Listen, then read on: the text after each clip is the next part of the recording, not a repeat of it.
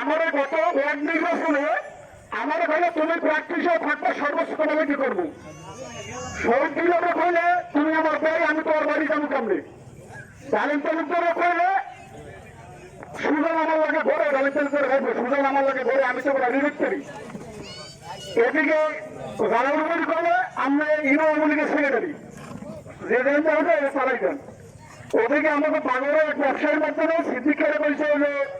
আপনার বংশে অনেক লোক তাহলে আমার বক্তব্য সে চালাইলে করবে আর জামাত বিএনপির যদি কোনো প্রোগ্রাম হয় তা হ্যাঁ লাগে ৩০ জন ছিনতাইকারী আছে যে ১১টা ইটের গোড়ায় ১১টা ইটের গোড়ায় জামাত বিএনপির কোনো প্রোগ্রাম হলে ১১টা ইটের গোড়ায় এখন কাম কি এখন কাম হচ্ছে একটা লোকের ধর্ম মারবে মোবাইল নেবে আর টান নেবে মানে টাওয়ারে কামড় উঠে গেছে গত নভেম্বর অক্টোবর মাসের ৩০ তারিখে মনে হয় ঢাকা একটা প্রোগ্রাম আছে বিএনপি হ্যাঁ কিছু ৩০ জন লোকে ছিনতাই চাঁদাবাজিগুলো করছে করার পর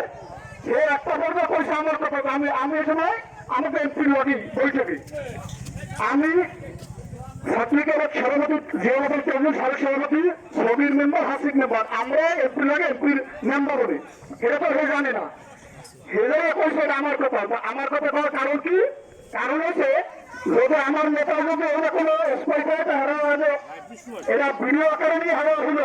কারণ হচ্ছে এ সময় তো সংসদ নির্বাচনের ডিক্লেয়ার হয় না নমিনেশন তাহলে আমি বিনিয়োগ হলো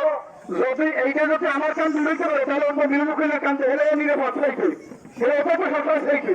এই কারণ হয়েছে তাহলে আমি কেন আমার কথা কইছে কেন আজমাল হোসেন মুক্ত আর রহানতি স্বার্থ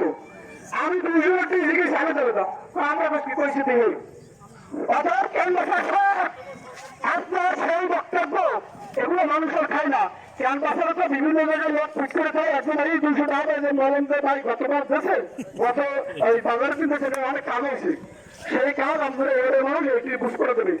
আমরা হারা বছরের তো যে করছেন এইবার একসাথে জুড়েই যাবে ওই যে মানুষের দেখলে বয়ান মুক্তি ভালো ভালো কথা এই কথাগুলো আর চলে না আমরা এসে যে পুরন ক্যাম্পাস আর ডিজিটাল আমলের ডিজিটাল লোক পাইছে যে এমবিবিএস ডাক্তার বাইরে 1200 টাকা দিয়া আমরা আর চাইবে না এই আশাবাদ ব্যক্ত রেখে আমি আমার সংক্ষিপ্ত বক্তব্য শেষ করছি জয় বাংলা জয় বঙ্গবন্ধু।